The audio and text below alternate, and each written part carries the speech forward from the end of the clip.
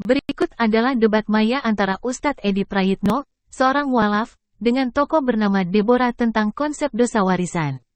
Apakah konsep dosa warisan itu ajaran Yesus atau justru ajaran unik dari Paulus? Bagaimana konsep dosa waris apakah ada di agama Yahudi dan Islam? Ternyata, agama Yahudi menolak konsep dosa waris dari Paulus dengan ayat Alkitab. Maka anak tidak akan menanggung kesalahan bapaknya dan bapak pun tidak akan menanggung kesalahan anaknya. Alkitab Yehezkiel 18 ayat 20. Itu perjanjian lama. Nah, bagaimana dalam perjanjian baru? Berikut menurut Alkitab.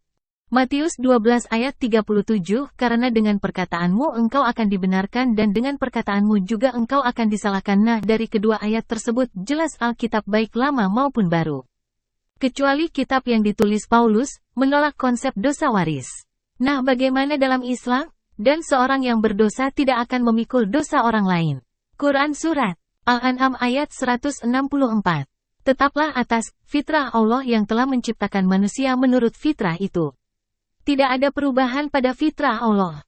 Quran Surat Ar-Rum 30. Kemudian dalam hadis, Nabi bersabda, dari Abi Hurairah, Rasulullah Shallallahu Alaihi Wasallam bersabda, setiap anak dilahirkan dalam kondisi fitrah, kecuali orang tuanya yang menjadikannya Yahudi, Nasrani, atau Majusi. Hadis riwayat Bukhari Muslim. Nah, jelaskan agama Yahudi menolak konsep dosa waris, Yesus tak pernah ajarkan dosa waris, dan Islam juga menolak dosa waris. Kenapa Paulus ajarkan dosa waris? Nah, karena hal itu dalam ilmu teologi barat dikenal Pauline Christianity, yaitu kekristenan yang berasal dari ajaran Paulus, yang berbeda dengan ajaran Yesus. Ajaran Yahudi dan Islam. Video diakhiri dengan lagu, Korbanmu, dari Tata Janeta, tentang orang yang dijadikan korban oleh kekasihnya, dia sendiri, menangis, tak seorang pun tahu luka dan dukanya. Dia dijadikan korban percintaan. Mudah-mudahan dari diskusi ini, Nona Deborah juga mau berlapang dada, apabila ternyata yang Anda tawarkan kepada saya, tidak benar. Sekarang silahkan Anda terangkan, kenapa Yesus Anda anggap sebagai juru selamat dunia. Gini Pak Edi, pada hakikatnya semua manusia di kolong langit ini berdosa, sampai kemudian Tuhan Bapa mengutus anaknya yang tunggal untuk menebus dosa tersebut dengan cara disalib. Saya kurang paham maksud Nona Deborah, manusia semuanya berdosa, kemudian ditebus oleh anak Tuhan, dengan cara disalib. Bisa Nona Deborah jelaskan lebih rinci? Begini Pak Edi, dulu Adam kan berada di surga, lalu karena ia berbuat dosa, maka ia dikeluarkan, bukan hanya Adam dan Hawa, tapi dosanya pun terbawa ke dunia dan diwariskan kepada anak cucunya, jadi manusia menerima dosa warisan dari Adam. Jadi kalau begitu dosa pun bisa diwariskan, saya pikir yang bisa diwariskan hanya harta benda. Wah, hebat ya, baru kali ini saya mendengar, ada dosa diwariskan. Kalau boleh tahu di mana ada kisah tentang dosa waris itu? Itu bisa kita baca di dalam Alkitab, Roma pasal 5 ayat 12. Sebab itu, sebagaimana oleh sebab seseorang maka dosa masuk ke dalam dunia ini, dan maut oleh sebab dosa, dan atas perihal yang demikian maut itu menimpa sekalian manusia, maka karena itulah semuanya berbuat dosa. Roma pasal 6 ayat 23.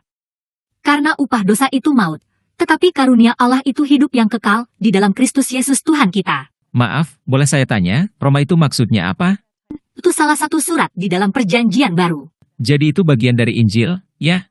Ya kurang lebihnya begitu. Loh, maksudnya kurang lebih bagaimana? Berarti Nona Deborah ragu Roma itu bagian dari Injil? Oh, tentu tidak Pak Edi, maksud saya, yang disebut Injil itu kan cuma 4 macam, yaitu Matius, Markus, Lukas, dan Yohanes. Roma ini termasuk bagian perjanjian baru. Apakah kitab Roma ini juga termasuk ucapan Yesus?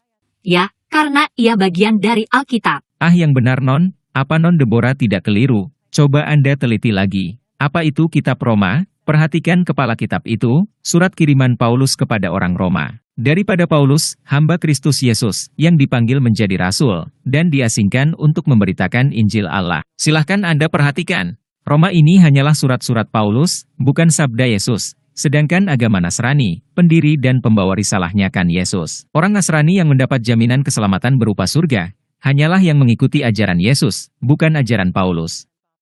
Bukankah begitu Non Deborah? Kalau ingin lebih jelas mengenai jalan keselamatan ini silahkan baca Injil Anda, Yohanes pasal 14 ayat 6, Aku inilah jalan dan kebenaran dan hidup. Seorang pun tiada sampai kepada Bapa, kecuali dengan aku. Jadi saudara, yang terjamin keselamatannya adalah mereka yang mengikuti ajaran Tauhid Yesus, bukan ajaran Paulus. Bahkan Yesus sendiri tidak pernah mengajarkan adanya dosa waris. Silahkan Anda periksa Alkitab. Tolong tunjukkan satu dalil saja dari ajaran Yesus tentang dosa waris. Saya yakin pasti Anda tidak akan menemukannya, baik di dalam Perjanjian Lama maupun di dalam Perjanjian Baru. Bahkan sebaliknya, Yesus hanya mengajarkan dosa perbuatan yang akan ditanggung oleh pelakunya sendiri. Perhatikan ayat-ayat ini. Yehezkiel pasal 18 ayat 19 dan 20. Maka katamu, bagaimana? Bukankah anak itu menanggung kesalahan bapaknya? Jikalau anaknya itu berbuat mana yang benar dan betul dan memeliharakan segala hukumku dan melakukannya, niscaya ia pun akan hidup. Orang yang berbuat dosa, ia itu juga akan mati, maka anak tidak akan menanggung kesalahan bapaknya, dan bapak pun tidak akan menanggung kesalahan anaknya. Kebenaran orang yang benar akan tertanggung atasnya, dan kesalahan orang yang fasik pun akan tertanggung atasnya. Matius pasal 12 ayat 37. Karena dengan perkataanmu engkau akan dibenarkan dan dengan perkataanmu juga engkau akan disalahkan. Gini Pak Edi harus ingat, Paulus itu orang suci dan penuh karunia Roh Kudus, jadi apapun yang diucapkan pasti benar. Kalau dia pegang pena dan kertas, maka akan menulis dengan sendirinya itu pena. Wah, kayak jalangkung dong non Deborah Paulus itu hihi. Non Deborah, sesuci dan sehebat apapun Paulus, dia tidak bisa mengalahkan Yesus yang punya ajaran.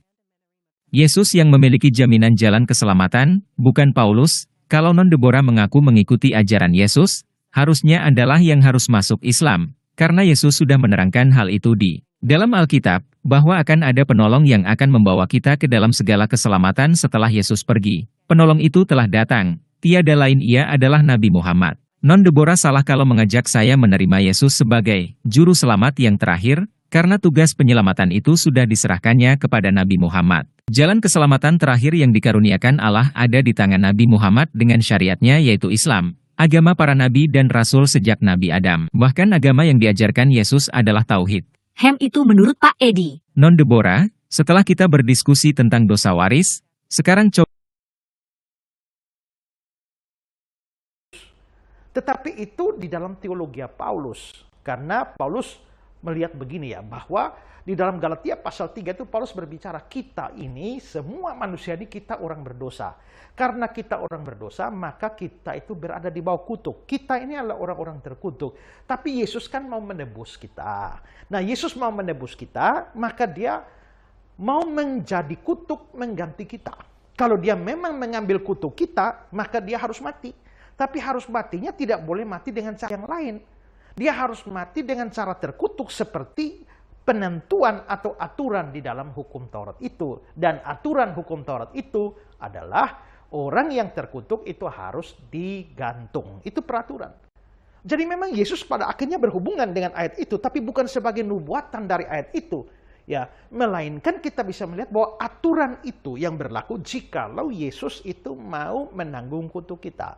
Karena dia mengambil kutuk saya, dia mengambil kutuk saudara, maka dia sekarang menjadi orang terkutuk. Matinya harus dengan mati cara terkutuk, yaitu digantung. Nah, lalu makanya kalau kita bisa melihat, Paulus bilang ya di dalam Galatia pasal 3, Kristus telah menebus kita dari kutuk hukum Taurat dengan menjadi kutuk karena kita. Sebab ada tertulis, terkutuklah orang yang digantung pada kayu salib. Di Galatia 3 ayat yang ke-13. Nah, di situ Paulus sedikit merubah dengan kayu salib. Dia jelas mengutip kitab Ulangan itu, tapi kan dalam kitab Ulangan itu tidak ada dibilang salib, hanya dibilang tergantung. Orang yang tergantung itu terkutuk. Nah, karena apa? Karena pada zaman Romawi hukumannya itu adalah hukuman salib. Nah, tapi kalau Yesus disalib kan berarti dia tergantung dong. Dia tergantung, kakinya tidak menyentuh bumi, tapi juga kepalanya tidak sampai langit, tidak sampai surga. Berarti persis seperti perjanjian lama itu. Dia di antara langit dan bumi, di antara surga dan bumi. Berarti dia memang sementara mati dengan cara terkutuk karena kutuk kita sebagai orang berdosa sedang dia pikul atau sedang dia tanggung. Tetapi kalau kita mengacu juga kepada surat Ibrani, dikatakan bahwa tanpa penumpahan darah maka tidak ada pengampunan dosa. Itu berarti bahwa Kristus tidak boleh hanya terkutuk, yaitu tergantung, tapi juga harus mengeluarkan darah. Karena orang bisa digantung tanpa mengeluarkan darah. Misalnya ya ditaruh tali di leher saja digantung. Tapi tidak ada darah yang dicurahkan. Kalau dia disembelih saja, ya potong saja lehernya, keluar darah, tapi tidak tergantung. Nah, Yesus harus tergantung karena itu tuntutan kutuk. Dan yang kedua, itu harus ada penumpahan darah. Dan cara penyaliban yang bisa menjawab dua hal itu, cara mati yang menjawab dua tuntutan itu adalah cara penyaliban. Nah, karena itulah, maka dengan disalib, Yesus tergantung dan dipaku dan darahnya keluar. Maka dia sedang menanggung kutuk kita dan juga darahnya yang tercurah itu menjadi pengampunan dosa bagi kita. Jadi kita sendiriku menangis dan tak seorang pun tahu lukaku.